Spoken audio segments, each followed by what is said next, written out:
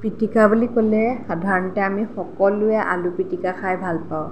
নহবা আলু ভাজি খাই আমি সকলোৱে ভাল পাওঁ ডাঙৰৰ পৰা সৰুলৈকে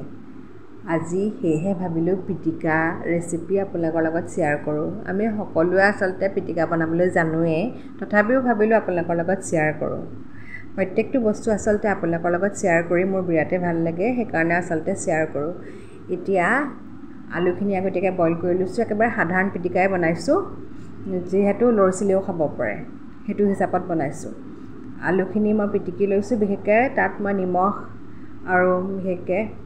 মিঠাতেল দিছোঁ পকা তেল দিলেও সাধাৰণতে খাবলৈ ভাল হয় পিঁয়াজ অকণমান দি এতিয়া গোটেইখিনি লাড়ু বনাই লৈছোঁ ইয়াত আপোনালোকে ধনিয়া পাতো দিব পাৰে আৰু জলকীয়াও দিব পাৰে ভোট জলকীয়া দিলে যে আৰু খাই ভাল লাগিব পিছে সৰু ল'ৰা ছোৱালীৰ কাৰণে আচলতে মই চিম্পলকৈ এনেকৈ বনাইছোঁ ডাঙৰ মানুহৰ পৰা সৰু ল'ৰা ছোৱালীয়ে আপোনালোকে যদি জ্বলা খাই বেয়া পায় তেতিয়া এনেকৈ আচলতে বনাই খাব পাৰে একেবাৰে সাধাৰণকৈ তেল দিও আচলতে পিটিকা খাব পাৰি এনেকৈও খাই ভাল লাগে